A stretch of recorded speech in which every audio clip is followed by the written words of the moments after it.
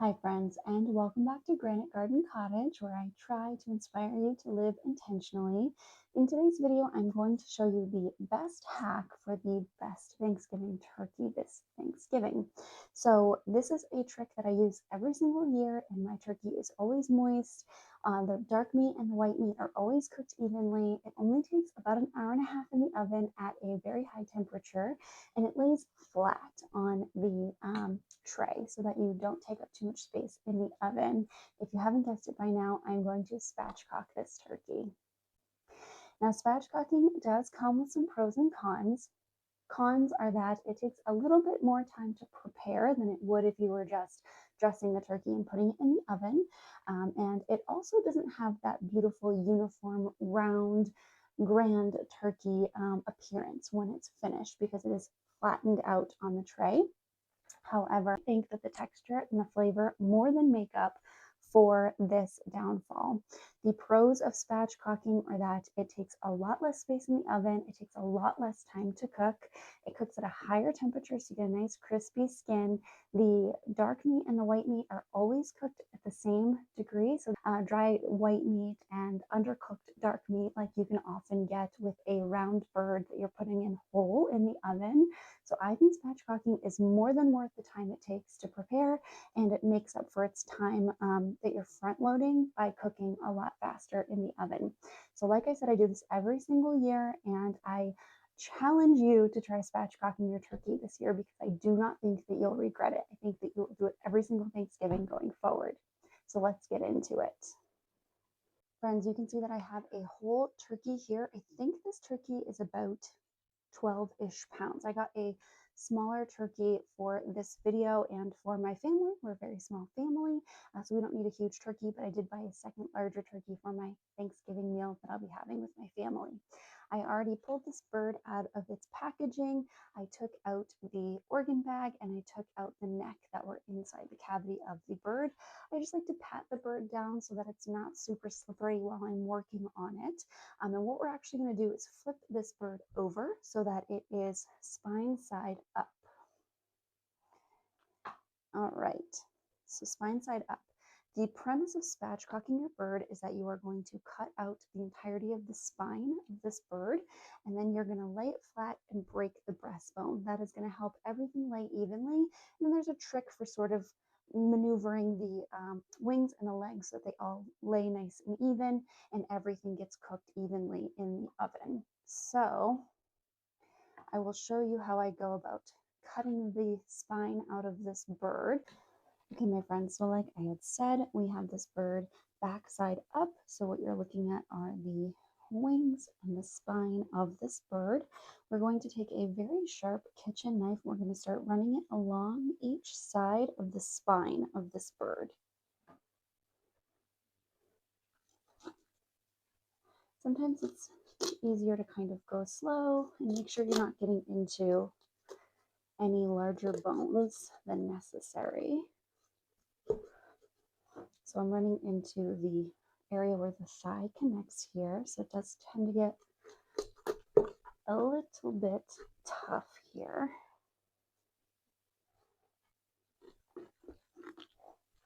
Now, sometimes I will switch over to a sharp set of kitchen scissors here to try to break through some of this area. This is the hardest part of the whole endeavor, I promise. So we're just working our way through, cutting gently along either side, being intentional about our knife cuts here, going nice and slow. Sometimes I get to this point where it's getting very tough here, and I'll actually start from the other side. Sorry, you can't see where I'm pointing. I'll start from the other side and start cutting up to meet this area because I find that that can actually make this a little bit easier.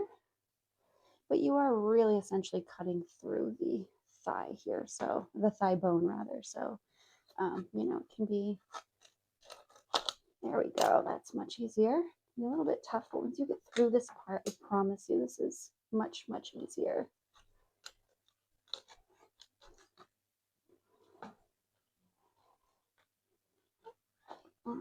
almost.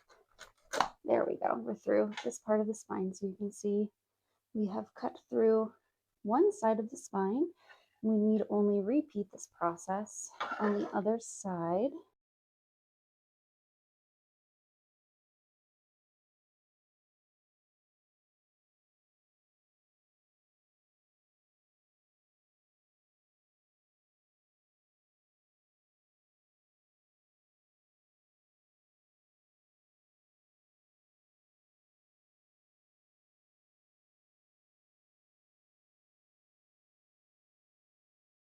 After that, actually that wasn't as bad as I've had in the past, probably because this is a smaller bird, but this is the spine. So we've cut the spine out. I like to roast this with the bird and then make stuffing with this. I will roast this with the neck and the organ meats that came inside the cavity here of the bird. So the next thing we're going to do, we are going to flip this bird back around so that the breasts are up.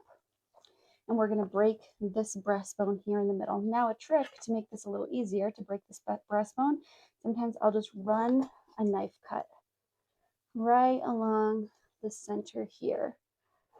Just run your knife along the breastbone, and it's going to kind of help score it so that when you do go to break it, hopefully it's going to break right along this seam that we just created. So let's flip this bird around. We're going to kind of try to splay it a little bit so that the spine is pointing out on either side. You can feel that I just broke one of the clavicles, I think. There we are. Okay, so what we're going to do is put quite a fair amount of pressure here on the sternum of the bird, and we're going to try to break this breastbone. Sometimes it does not break all at once. Sometimes it kind of breaks, there we go, slowly over the course of a couple of pushes here. So now you can see that this bird's laying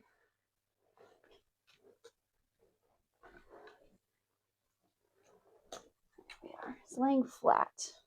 It looks a little funny because the legs have become a little bit disjointed, but what we're actually going to do is take these legs and flip them just like this. Let me get these things out of the way here. We're actually going to lay our bird this way to roast. So we are actually going to flip the legs inward so that the drumstick is pressed up against the side of the breast. So we're going to do the same over here. You take the, hold on to the drumstick and rotate. Perfect. So that we get a nice break here. And then we can tuck this leg up against the breast, just like this. And we just want to make sure our bird is staying nice and flat during this process. You're probably thinking, what on earth am I watching? But I promise you guys, this is how you get an evenly cooked turkey. So the lion's share is done. The last thing we're going to do is we're going to actually break this wing and we're going to tuck it behind itself. So I like to hold on to the top end of the breast. And I like to, there we are. Same thing on this side. We're going to hold and we are going to pull. There we go. Here, my little fella. All right. We're just going to tuck the tip of the wing in behind itself here.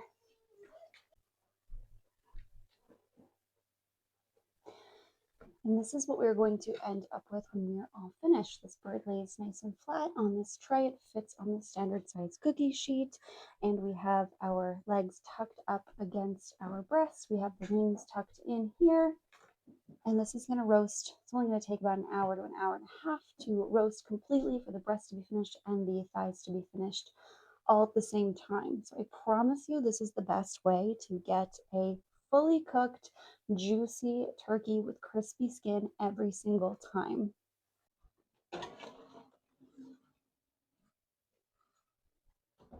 Okay, my friends, the turkey is out of the oven. It is fully cooked. It has been cooking for 1 hour and 15 minutes.